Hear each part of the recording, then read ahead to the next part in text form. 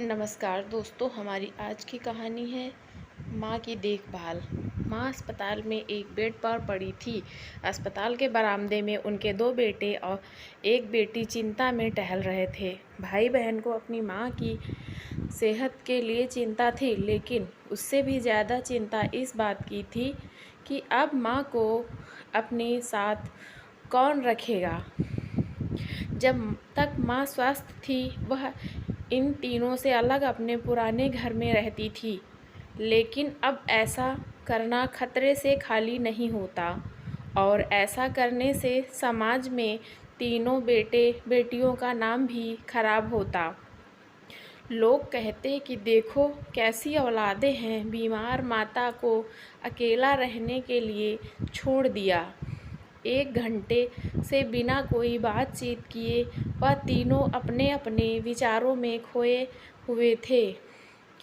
फिर बहन ने चुप्पी तोड़ते हुए अपने बड़े भाई की तरफ देखते हुए कहा, भैया आप बड़े हैं, इसलिए आपका कर्तव्य है कि माँ को ज़रूरत के समय आप रखें और उनकी देखभाल करें। छोटी बहन की बात सुनकर बड़े भाई ने पहले अपने पत्नी की ओर देखा और बोला, मैं इस बात से बिल्कुल इनकार नहीं करता कि मैं बड़े होने के नाते मेरा माँ की देखभाल करने का कर्तव्य है, लेकिन तुम तो जानती ही हो कि मैं और तुम्हारी भाभी दोनों ही जॉब करते हैं। ऐसी हालत में माँ के साथ किसी न किसी को हर वक्त उनकी देखभाल करने के लिए उनके साथ रहना पड़ेगा, जो हमारे लिए बहुत मुश्किल हो जाएगा। बहन, तुम तो पूरा दिन घर ही में रहती हो, तुम माँ को अपने साथ क्यों नहीं रखती? पैसे की चिंता मत करना, जो भी खर्चा आएगा मैं दे दूँगा। सुशील भैया, आप तो जानते ही हैं कि मैं माँ से कितना प्यार करती हूँ, लेकिन आप यह भी जानते हैं कि मेरे ससुराल वाले कैसे हैं। मैं यह बिल्कुल बर्दाश्त नहीं कर पाऊँगी कि कोई मेरी माँ को और मेरे भाइयों को भला बुरा कहे। इसलिए अच्छा यही होगा कि माँ को अनिल भाई के यहाँ रखा जाए।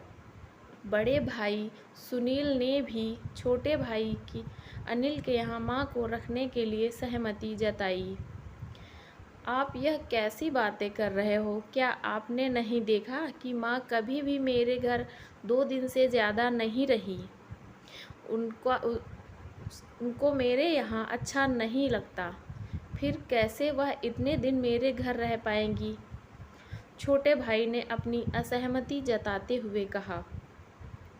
इससे पहले कि इस चर्चा का कोई नतीजा निकल पाता, एक नर्स वहां दौड़ते हुए आई और कहने लगी, क्या आप ही वार्ड नंबर 4 में भर्ती मरीज के रिश्तेदार हैं?